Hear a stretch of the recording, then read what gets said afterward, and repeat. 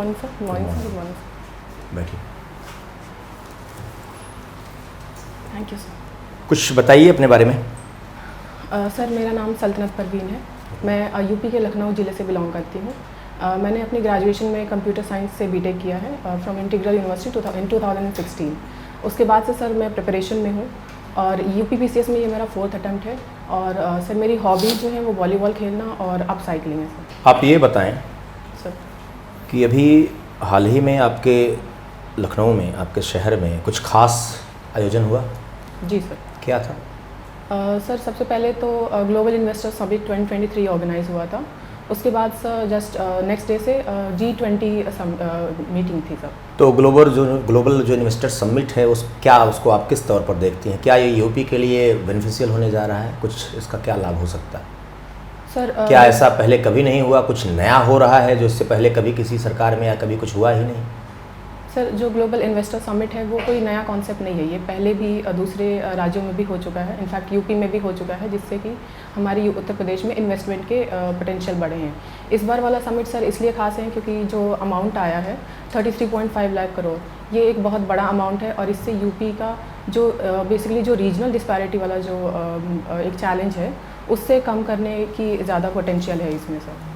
आपने एक term use किया रीजनल डिस्पैरिटी की बात। ये रीजनल डिस्पैरिटी है क्यों? What is the main causes, what are the main causes behind the regional disparity, sir specially in UP, your state? Sir अगर यूपी की बात करें तो रीजनल डिस्पैरिटी जो है उससे हमारा ये मतलब होता है कि हमारे जो सारे रीजन्स हैं, यूपी के जितने भी रीजन्स हैं, उसमें इक्विटी नहीं है, इक्वालिटी नहीं है, whether in terms of economy या सोशल डेवलपमेंट, ये नहीं है। अगर इसके रीज़न्स की बात करें तो सर इसके बहुत सारे रीज़न्स हैं। फर्स्ट ऑफ ऑल तो हिस्टोरिकल रीज़न है, क्योंकि अगर हम बेसिकली वेस्टर्न और ईस्टर्न यूपी को कंपेयर करें तो बहुत जो मेजर जो भी डेवलपमेंट हुए हैं या जो भी इंडस्ट्रियल डेवलपमेंट्स हुए हैं वो ज़्यादातर वेस्टर्न रीजन से में कॉन्सेंट्रेटेड हैं। ईस्टर्न रीजन में सर एक तो ग्रीन रेवोल्यूशन की बात करें तो वेस्टर्न पहले हिस्टोरिकल कैसे हुआ सर? हिस्टोरिकल पर्सपेक्टिव में कैसे आप कह रही हैं? Sir historical in the sense कि वहाँ पे जो भी डेवलपमेंट्स हुए हैं, फॉर एग्जांपल जो पॉलिसीज़ वगैरह या ब्रिटिश के टाइम पे जो चीज़ें हुई थी वो वेस्टर्न या सेंट्रल में ज़्यादा कॉन्सेंट्रेटेड। तो ब्रिटिश तो सबसे पहले उन्होंने अपनी कैपिटल ईस्टर्न पार्ट में बनाई, कोलकाता को बनाया। जी सर, कोलकाता में बनाया था, बट जो तो उधर तो ज़्यादा होना चाहिए था। अगर आप हिस्टोरिकल पर्सपेक्टिव की बात करती हैं जी, तो पहले ईस्टर्न में होना चाहिए था। सर ईस्टर्न में होना चाहिए था, बट अगर हम ज्योग्राफी की भी बात करें तो ईस्टर्न में सर उतनी वो संभावनाएं नहीं है जो वेस्टर्न यूपी में है सर। तो वेस्टर्न में पोटेंशियल था तो इसलिए वहाँ पे ज़्यादा ध्यान दिया गया था। और सर ज्योग्राफी की भी बात करें तो उसमें ईस्टर्न में वैसा लैंड नहीं है या नदियाँ भी हमारी वेस्टर्न में ज़्यादा चीज़ें हैं, जैसे कि अगर लैंड फ्रेगमेंटेशन में नदियाँ नहीं हैं। नदियाँ हैं सर। जो लैंड होल्डिंग्स की बात करते हैं तो वेस्टर्न में सर बड़े लैंड होल्डिंग्स हैं, ईस्टर्न में फ्रेगमेंटेड हैं। तो जिसकी वजह से सर जो ग्रीन रिवोल्यूशन एक आया था वो वेस्टर्न में ज़्यादा अच्छे से कामयाब रहा और ईस्टर्न को उतना चांस नहीं मिला था सर ग्रो करने का। तो जो स्मॉल लैंड होल्डिंग्स हैं वो कैसे अफेक्ट करती हैं डेवलपमेंट को? सर जो स्मॉल लैंड होल्डिंग्स हैं उसमें सर बड़ी मशीनरी एक तो काम नहीं करेंगी, मतलब उसमें चांसेस कम है बड़ी मशीनरी के यूज़ करने का। और सर जो फार्मर्स का जो इन्वेस्टमेंट है वो भी सर बड़े लैंड पे एक इकोनॉमी ऑफ स्केल मिलता है बड़े लैंड पे, तो इस तरह से सर ये अफेक्ट करती हैं। चलिए, आपका ऑप्शनल क्या है? Sir anthropology.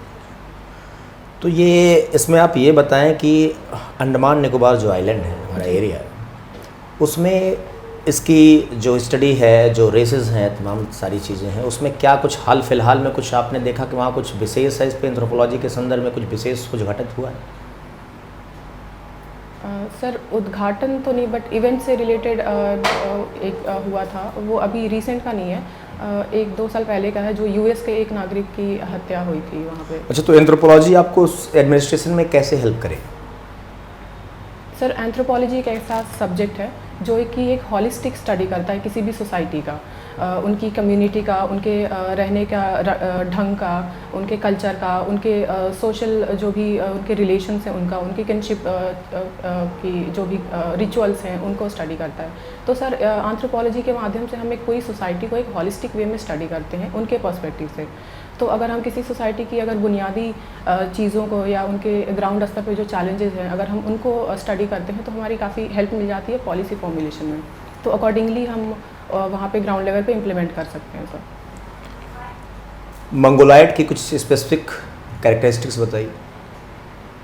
सर जो मोंगोलॉइड्स होते हैं उनके कद छोटे होते हैं, उनका फेस जो होता है वो चौड़ा होता है, बेसिकली ब्रासियोफैलिएट होता है सर। ये मुझे याद नहीं आ रहा एक्चुअली।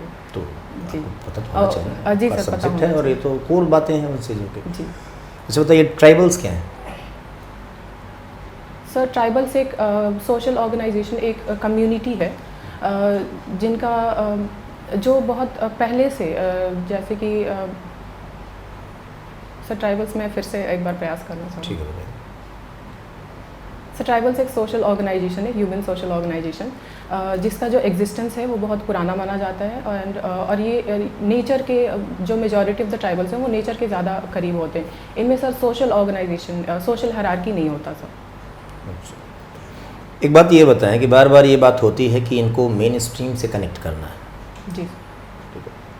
और दूसरी प्रॉब्लम ये है कि मेन स्ट्रीम से कनेक्ट करने में इनकी जो स्पेसिफिक जो आइडेंटिटी है वो डिस्ट्रॉय या डिसॉल्व होने के चांसेस ज़्यादा हो जाते हैं। जी। तो ये कॉन्ट्राडिक्टरी नहीं लगता आपको? तो क्या करना चाहिए? क्या इन्हें मेन स्ट्रीम में ऐड करना चाहिए, उसमें शामिल मुख्यधारा में करना चाहिए, कि जो ये इनकी आइडेंटिटी डिसॉल्व होती है उसको बचाने के लिए फिर क्या? तो ये कॉन्ट्राडिक्शन क्या है और कैसे इसको दूर किया जा सकता है, इसके बारे में क्या राय है?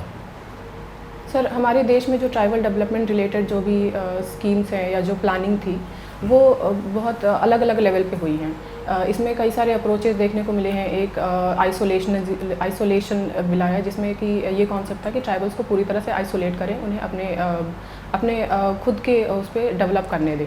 दूसरा सर था इनका इंटीग्रेशनलिज्म, कि उनको इंटीग्रेट करें मेन स्ट्रीम में। तो इसमें बहुत सारे सर चैलेंजेस देखने को मिले थे, जैसे कि ट्राइबल की अपनी जो एक यूनिक जो पहचान थी वो ख़त्म हो रही थी फिर।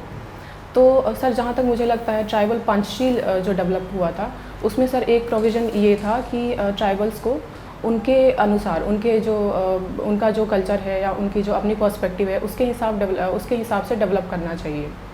तो सर ट्राइबल पंचशील को अगर हम अच्छे से इम्प्लीमेंट करें तो ये जो भी दिक्कतें हैं या जो चैलेंजेस हैं ट्राइबल की यूनिकनेस ख़त्म होने की, तो इससे डील किया जा सकता है सर। ओके। सल्तनत, जी पहले तो अपने नाम का अर्थ बताएं, कैसे अपने आप को डिफाइन करेंगे? सर सल्तनत जो वर्ड है इसका अर्थ होता है जब कोई सुल्तान किसी टेरिटरी पे रूल करता है तो उस टेरिटरी को सल्तनत कहते हैं। अच्छा, गुड। अच्छा, ये आपने बताया कि आपकी एक हॉबी है अपसाइक्लिंग। जी सर। ये अपसाइक्लिंग होता क्या है? सर अपसाइक्लिंग एक प्रोसेस है जिसके थ्रू हम किसी भी अनयूज्ड या वेस्ट प्रोडक्ट्स को कुछ इनोवेटिव तरीके से उसको बना के और उसको एक नया यूज़फुल फंक्शन देते हैं जो कि पहले से ज़्यादा वैल्यूएबल और सुंदर होता है। कोई एग्जांपल बताएंगे इसका, जैसे आपने जो करा हो? Sir you have done? जी सर, मैंने apart from the bottles of course। जी सर।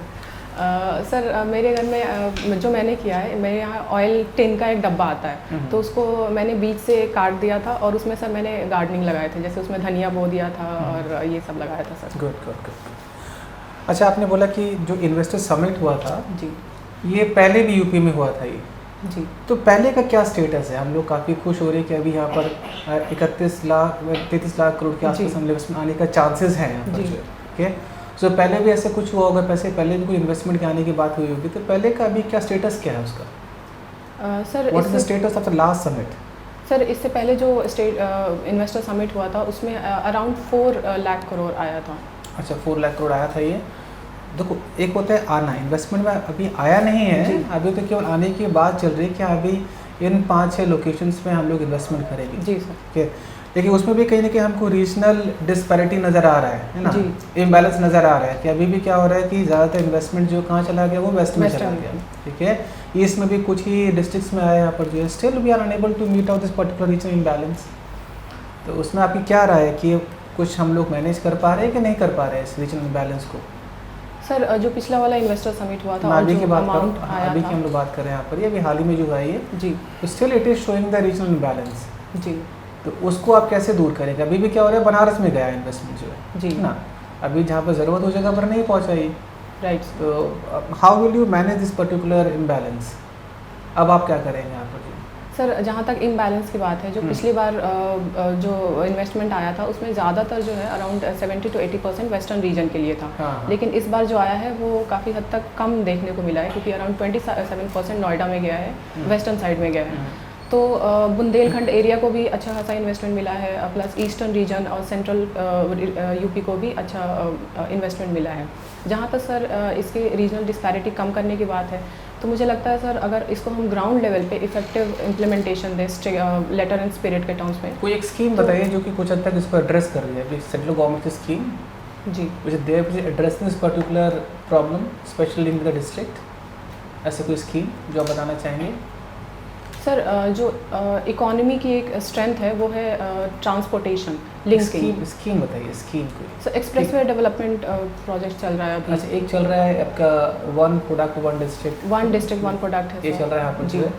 तो क्या ये एक तरीका है इसको दूर करने का, इम्बैलेंस को? जी sir, one district one product से काफ़ी हद तक ये रीजनल इम्बैलेंस को कर्टेल किया जा सकता है। अच्छा, क्रिकेट का शौक है? सर कभी कभी देखती हूँ। कभी कभी देखते हैं। आजकल देखिए दो इम्पोर्टेंट इवेंट्स चल रहे हैं, आप जी। जान रहे हैं। मैं विमेन इवेंट की बात करते हैं, तो वर्ल्ड कप में अभी क्या कंडीशन है हमारा?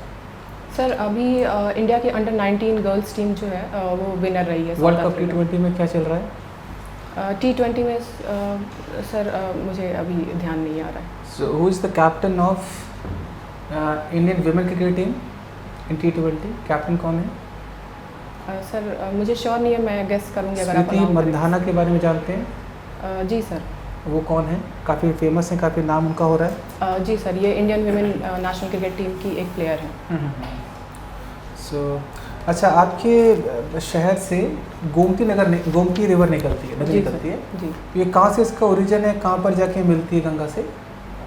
सर इसका ओरिजिन पीलीभीत के एक झरने से होता है, फुलहर झील है, वहाँ से होता है। और सर ये गंगा की एक ट्रिब्यूटरी है, और सर मुझे श्योर नहीं है कि ये गंगा में कहाँ मिलती है, मैं इसके बारे में पढ़ूँगी। Now, there are a number of rivers which form the tributary of river Ganga, and they are जी। witnessing the problem of pollution. Right sir. Okay.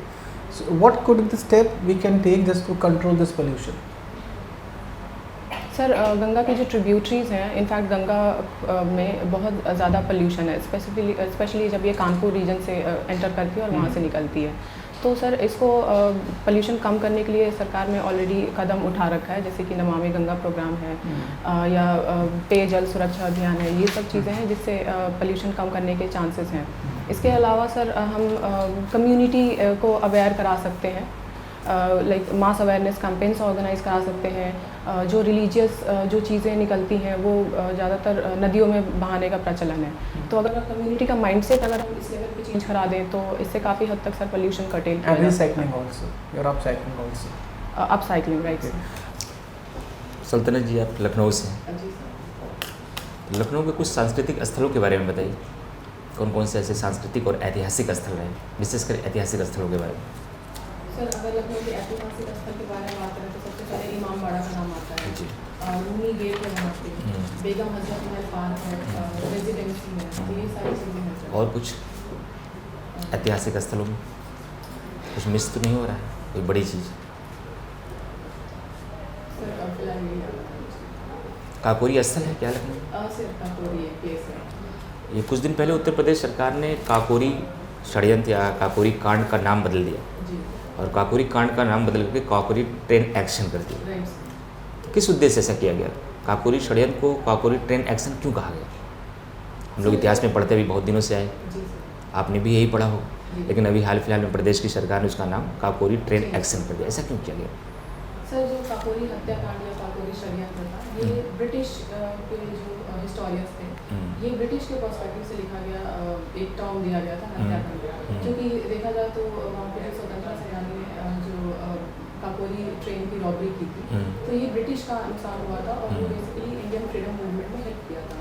तो ये उनके हिसाब से षड्यंत्र था या हत्याकांड था, बट अभी हम अपने लेवल पे देखें तो वो एक इंडिया को नेशनल मूवमेंट में कॉन्ट्रीब्यूशन था, तो इसलिए सर इसको ट्रेन एक्शन कर दिया। ये ठीक हुआ है? सर जहाँ तक मुझे लगता है ठीक हुआ है। जानकारी मिली। ठीक है सर, ठीक। Thank you sir.